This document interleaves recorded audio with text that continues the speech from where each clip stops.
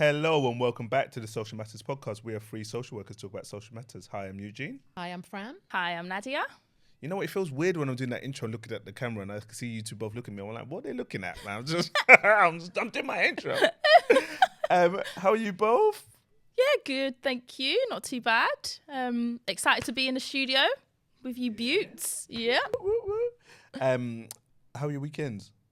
What did you get up to? Good. Yeah, what did I do? Yeah, I had some home pottering, which I know might sound very dull and mundane to some, but you know when you just really need that day at home to do those things, to do those jobs. I did some spring planting. So I went and bought some little bulbs and planted them out. So I planted some irises, some mini daffodils, so I can watch them grow. Nice. So yeah, it felt really nice. And then The rain came down. and then the rain, it cometh, and then the squirrels came and ate my bulbs. No, actually they might, but yeah, there's always that fear, attack of the squirrels. And then yesterday I spent some time clearing a space for a wellbeing area at my football club's ground. Nice. So yeah, at the moment it's just sort of clearing the space with a view to having that as a kind of safe space where people can go. So yeah, that's brilliant. I remember you pulling that in the group. And I was like, I hope more places, football grounds or community type spaces or places creates like environments and spaces like that, because I think it's so needed, especially in this day and age. I think there's a lot of stuff going on in the world. Absolutely. And I think part of it came from, and I guess we do it a lot with our kind of work at Social Matters, when we're thinking about like organizations and how your like what you do on the ground, like your talk meets up with your kind of ideas. Because sometimes we might say like, oh, we want to think about inclusivity and we want to think about safety for our members in that context. But then if you don't have a safe space where people can go, it's in contradiction to your espoused values. So I think it's just, making sure they marry up, because that's what the club is so about. Yeah, we need to have this space where people can go. Love that, Franny. My weekend involved, surprise, lots of eating. Hey. So I did lots of eating. Just to say, could we say, as soon as you got here this morning, which was breakfast time, you were like, I can't wait for lunch. Yeah, exactly. We're like that. One eye on the next meal. I love that. Always. I like to eat. So yeah, I ate out quite a lot this weekend. Ate some nice food. What was your fave food? What did you have? So I had, that's a good question. The thing that stands out the most when you ask that question is I had homemade tagliatelle, and the cooking was on point because it was ever so slightly al dente, so it wasn't like mushy, and it was just so well flavoured. Look at you. Is this your wonderful husband smashing it again? No, it wasn't. This wasn't Robbie. This wasn't a Robbie meal. He does make some amazing Italian food. He really, really does. No, this is a restaurant that we went to, and the tagliatelle was just on point. So, how can something be defined by homemade if it's in the restaurant? Because it's not like batch manufactured. Oh, so they just made it like What? So they got the flour and the dough and they did all that. Why is it? How long did you have to wait for your meal? That is like how you make. Oh man, that's long, man. Just make it early and then just dish it out. But it was elite pasta. It was so nice. That wasn't even my meal. That was my daughter's meal. You ate your daughter's meal?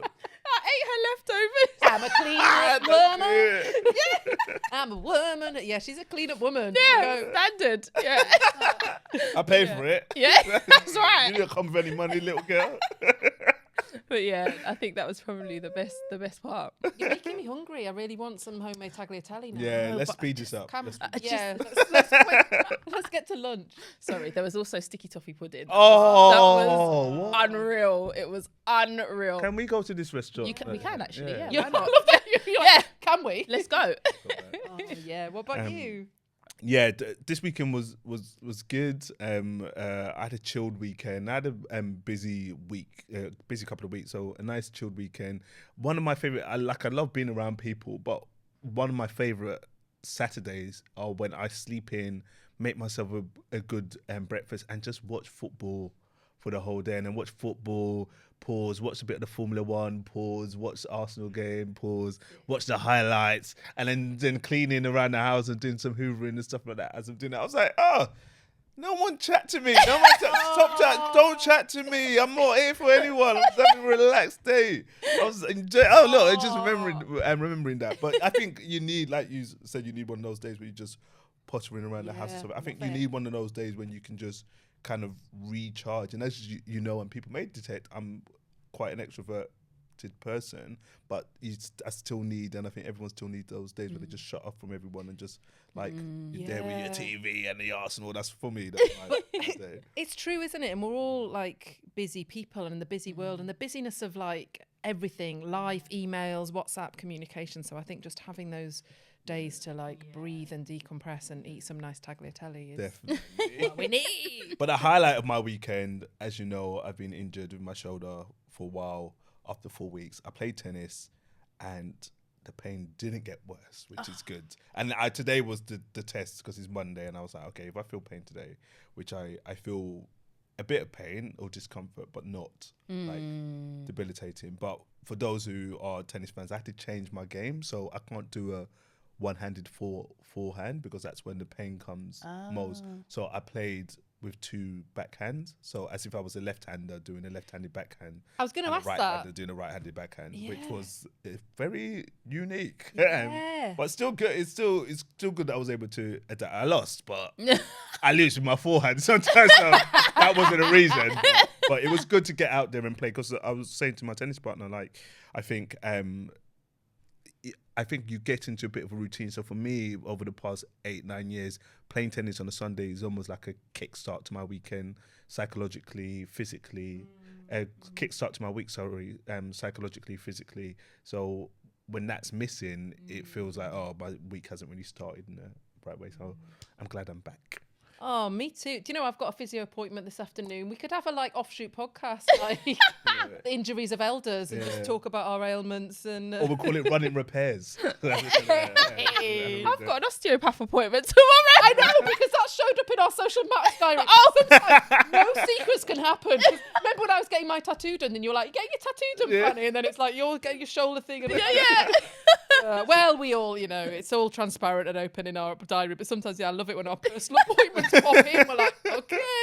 It's really funny that you both go to like real people to fix your injuries. I go to YouTube. So I'm like, for my shoulder, I was watching lots of YouTube videos and I learned how to do physio to myself by YouTube. Fair. My girlfriend does that. She'll Google, find the ailments, read up, self-diagnose, and then go for it, look up strengths and exercises. So, I mean, it saves a lot of dollar. Well, so far it's worked for me, but maybe there's a time I should actually go. Any physios listening? Just probably sorry. sweating. You know what? I don't even know if I'm going to keep that in or not, but if I don't keep it in, the edited bit out was these guys taking a mick out of me because I couldn't figure out the segue. But the segue is, and we're talking about injuries and ailments and the impact of that and the trauma connected with that. And that kind of leads into the episode that we're going to be talking about today, which is around organisational trauma. I guess the question I had, because it's a question I had for myself, is that when we decided to do this episode on organisational trauma, what was coming up for you in the sense of what it means to you or what it makes you think about? Yeah, for me, I think, we're all social workers and have worked in organisations that are quite frankly traumatized. As social workers, we kind of, experience a lot of or come into contact with a lot of trauma. And I suppose thinking more widely outside of kind of social work organisations and organisations in general, how trauma shows up. Maybe, we might not, maybe kind of organisations don't think of themselves as traumatised, but actually it may well be that is an element of what's going on in the organisation. So I was thinking about, how do we kind of bring our experiences as social workers and into our kind of work that we're doing now as social matters, as supporting organisations with issues of diversity and inclusion and feeling a sense of belonging. But it is something to think about. Are we traumatized as an organisation? So that's what I was thinking. That's when we thought about bringing this. Similar, really. I think the relevance to our kind of wider work at Social Matters, thinking about, supporting organisations with diversity and inclusion, but I guess an overlap with our previous work experience and work experience in kind of social work. And it made me think of parenting, and a lot of parenting work I've done in my social work career over the years. And a lot of it, a lot of the kind of research, evidence-based parenting programs are quite behaviourist. So thinking about, okay, if we kind of think about kind of boundaries and setting boundaries with children and those things, but actually that's like level 2 or 3. And actually, if you don't focus on the relationship between the parent, carer and child, so thinking about ideas of attachment and kind of mentalisation and some of those things, the secondary bit is not going to be helpful. And I think it relates to our work with organisations, doesn't it? You know, we could be thinking of ideas, or teams could be thinking of ideas, but unless you attend to the context and the environment, it isn't going to work. And I think when thinking about organisational trauma and reading around the kind of subject ahead of today, one of the things I read was about the idea of like an organisation being like a human, a person, like a living thing. And that really stood out for me, because it's so true, I guess. And actually the way we as human beings can experience trauma, and then how that shows up in behaviours, in relationships and interactions, it really made me think about organisations I've worked with, where I was like, yes, those behaviours of dissociation, so being, very stuck or frozen or not knowing what to do, or that avoidance or the fear. And it just is such an important and helpful topic to think about when thinking about work with organisations. But I guess, anyone who works in an organisation, I hope that this conversation will be interesting and relevant to think about how it might resonate for them. But ideas of how to, as always, challenge trauma that might show up. And it's such a helpful way to think about organizations as being traumatized, and also organizations as people. Because sometimes I think when organizations are trying to fix or change or evolve or develop, and then the different action plans that are put in place, they don't work or they don't last. If you were to view that organization as being traumatized, then you're starting off with the wrong thing. Basically, you have to be able to say, okay, if this is a traumatized organization, how do I address the impact or the significance of the trauma before developing culture, or before thinking about how we retain staff, or thinking about the relationships. So that idea of looking at organizations as human beings is so helpful. If you're working with a individual and you're in a role of as a friend or therapist, you're gonna think about the trauma that they've experienced first before thinking about building them up as a person. But even when you do build them up as a person, you have to recognize that they've experienced trauma and understand them through that lens. So that idea of, and that's why I was really pleased that we were talking about organizational trauma, because it's such a it's a term that almost opens up. It makes your 3D thinking of an organization 4D. Like there's another dimension to this organization if you kind of look at their experience of trauma. And I was looking up a definition of it, and I think there are many definitions out there, but this definition kind of got me to think and have a conversation with myself. Always. But organizational traumas are events that cause significant disruption in organizations, which can have critical short-term or long-term adverse implications for the organization's stability and effectiveness. And the reason why, so Google will give you any definition. So I hold on to that definition to an extent, but that also talks about the significance of event-based trauma. So if something significant happens with the organization, an event, then the trauma can be people can almost see how this organization has been affected. But I think there's also trauma that happens through relationships, through the attachment between and the people within the organization. And I think understanding the significance of that trauma, or trauma through that lens, is important to consider when looking at organizational trauma through a lens of events that happen, significant events, but also through a lens of the relationships that happen or may break down within the organization. Yeah, and I think some of the wording that you used, I think we might have read the same document, the Dr. Karen Treisman document on the organisation as a client. So shout out Dr. Karen Treisman. And yeah, when something that I think is, you know, so important, something that really kind of stood out for me when I was reading that, is that idea of understanding the context and kind of going back. So, you know, thinking about organizations that deal with trauma on a day-to-day, they're almost like their trauma's like reoccurring, like it's you know, quite regular that it happens. It might be an event-based one, like one-off sort of trauma, but I think that's so important to understand. And also the idea that just like people, organizations are constantly changing and growing and are dynamic and moving. So, you know, for us to kind of think, oh, we've got the culture right, or we've, you know, healed the trauma, or we've kind of processed that, actually let's always be curious and interested about, okay, and how is this going? You know, how are we doing? You know, have we moved things on? Great. If so, how? If not, what do we still need to think about? What do we still need to consider? So yeah, I really found that document really kind of helpful and insightful. And there was something in there about like what are signs of a traumatized kind of organization. And something that stood out for me was like the striving for perfectionism that invites rigidity and that kind of shuts down curiosity and thinking is one of many. But that one, I thought, striving for perfectionism is, you know, something, there's something that speaks to, it's not safe. Like I can't make a mistake. I don't feel safe to make a mistake here.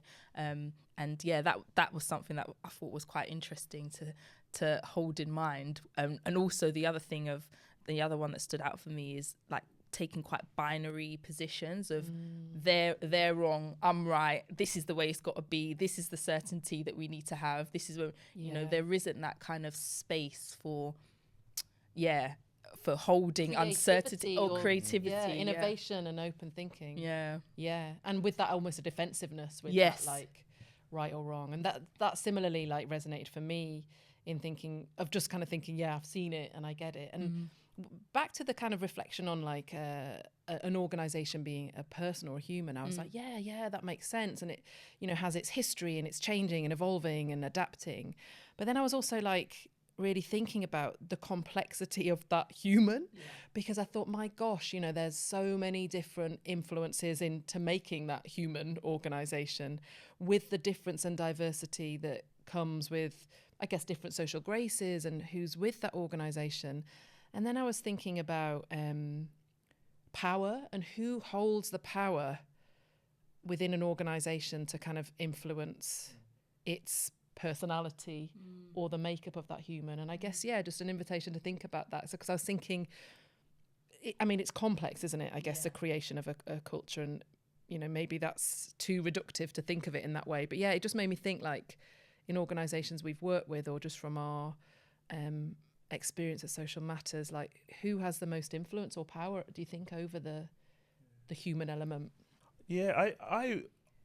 I believe it's different for each organization, but I think the first place to look is the hierarchical power, because the hierarchy is a clear example of who may have the most power in that organization. So when we're thinking about change or addressing organizational trauma, it's those at the top who may have the power to make difference and change things that could mitigate that traumatic experience. But I also think it's important for organizations to be aware of who they are, who their people are, who their kind of groups are, or the teams are, because that influence can come in different spaces, from different individuals, from different groups. It could be a well-being group has significant power. It could be a whole bunch of new enthusiastic starters are the ones that have the power, because they're bringing the energy, and that energy is infectious, and then everyone in the organization has new hope. It could be middle management who have the power, because they have to kind of challenge up and support down to an extent. So I think it's almost like having a bit of an assessment or an exploration of your organization. Where is influence located? How do we increase that influence? How can that influence help tackle the trauma that we've experienced as an organization? And also, what happens if those particular groups or individuals leave, go, or impacted, because that can bring the trauma back to the surface as well. I was thinking about that as well, of, you know, thinking about the question and that idea of influence and power, and I guess actually just thinking how it can show up in so many spaces, and this idea of like sometimes when we think about a metaphor of trauma of like a cupboard, and you know, like when it's unprocessed, just trying to like hold everything in that cupboard, and then it kind of seeps out and leaks out in different ways. And I guess that's what we might see in an organization, might it? That it might be from the top, but it might also be a particular team where it's kind of showing up some of these behaviors. So I guess even thinking about the question I asked, I guess just knowing from experience, it can show up in different spaces. And we've spoken a lot about it. I think we've spoken about organizational culture, of that term of vibe and that feeling. And I think it is linked to that, isn't it? The trauma of just, and safety, and how you feel like within an organization when there's that kind of sense of traumatized, of sense of trauma going on. Yeah, I was thinking about how difficult, not impossible, but sometimes how difficult it can be for an organisation to treat itself from this trauma. So, you know, some organisations that I've worked with, you know, some of the best managers or leaders recognise the importance of having spaces created like clinical supervision and ways for the organisation and for people in the organisation to have a bit of a sit back and look at what's happening, rather than just thinking about doing the doing of the organisation, whatever that is. The importance of, okay, how are we doing what we're doing, and what are some of the processes that are happening. I was thinking about that, and that like systemic idea of slowing down to speed up, and how those spaces can be created. But then even then, when they're created, that it's still in the how, isn't it? That they are used, and space and time is given, because we've probably all experienced supervision of social work where you're half in your last visit, you're thinking about your next meeting, and it's actually not a space to do that thinking. So the intention is there, but actually, you know, the benefit or the impact might not be experienced. So I think there's something in that, isn't there? Having those spaces to elephant spot the trauma, hold up a mirror to the organisation, and get that meta perspective to be like, can we name the elephant in the room about what's going on here? And an interesting one, does that need external, you know, sort of influence and someone outside the system to come in and explore and unpick, or can it be done from within? And maybe both and, you know, I think there's space for both of those kind of options. But just how, and I guess we're talking a lot from a social care, local authority context, but in any organisation that you can have that breather to think and notice. It was my next question was going to be, and I think we're answering it already, but I'll ask it anyway. But what do you think could be done to challenge or mitigate the organizational trauma? Anything in addition to what you've kind of said already? I think my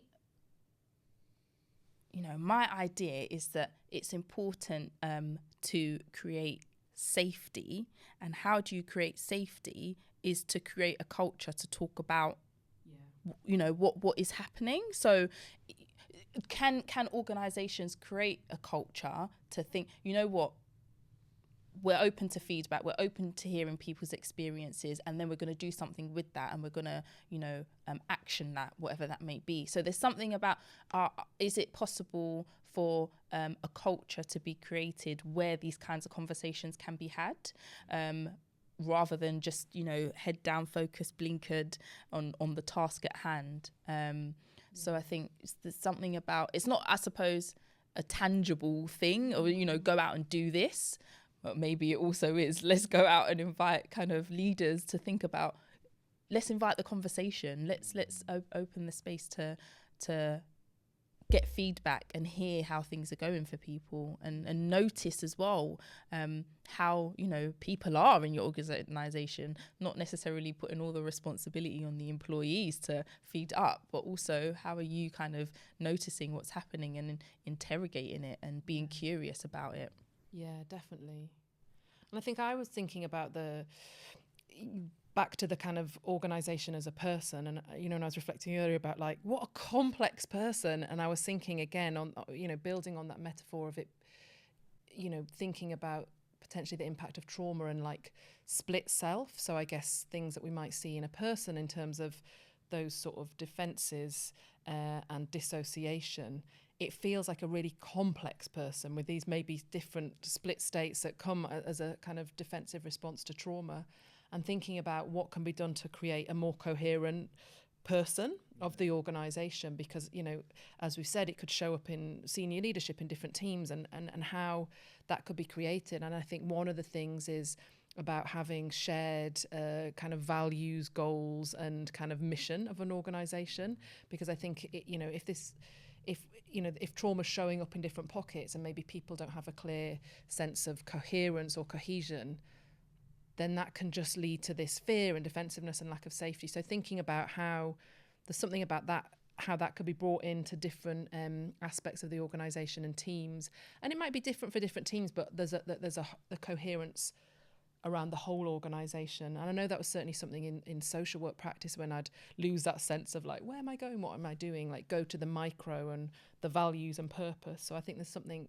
potentially about that, like how that might be lost in organisations where there's organisational trauma showing up. So yeah, that would be mine, thinking about shared goal, vision and purpose. Yeah, I liked both of them. I guess for me, it's about always recognizing that trauma is present in your organization, whether it's in a very kind of apparent and large way with a capital T or with a lowercase t, because I think with the acknowledgement that trauma is there to a certain degree means that things will be put in place as a preventative approach rather than a reactive approach. And kind of connected to what you were saying, Naz, around safety, I'm thinking if somebody is maybe a bit scared of a bungee jump, there's a little bit of trauma attached to that, but they'll feel more confident or comfortable to do it if they're taught through the safety process, if they can see somebody before them do it and they bounce back, the harness is tight, you have somebody there to look at the kind of safety measures. And a little bit like, I think I mentioned it before the podcast, but like I have a fear of rats and mice. I live in London, I can't avoid. What are you laughing for? This is a serious fear. Other than my trauma. But no, it's just I live in London, and I was like, I know that. I live in London, but that's it. And I see them, but how do what's in place for me to make sure that I'm not like kind of screaming for the entire day, or my whole day is not disrupted? Is even the little things like, I can look away, or I can take a different route, or know that they will scurry back to where they need to scurry back to. Scurry little ratty rats. But that idea, I feel, in organisations of having things in place and understanding, okay, how can we be trauma informed? How can we be aware of how trauma, maybe organizational trauma, may be impacting how effective people are in their work, how productive people are in their work, and being preemptive and thinking about safe spaces, thinking about well-being days, thinking about we talked about International Women's Day in the last episode, but thinking about, okay, well, there's this one woman in a room full of men and things like that, and the way trauma shows up and everything like that. So I think be curious and be aware and take a preemptive approach to tackling it. Good chat, team. So we've come to the end of the episode. We have been three social workers talking about social matters. You can find us on Instagram and X at Matters Podcast, also on Facebook, the Social Matters Podcast, and also on YouTube, the Social Matters Podcast. Please like, share, continue this conversation with your peers, and leave us a review, and we'll see you next time. Bye. Bye. Bye.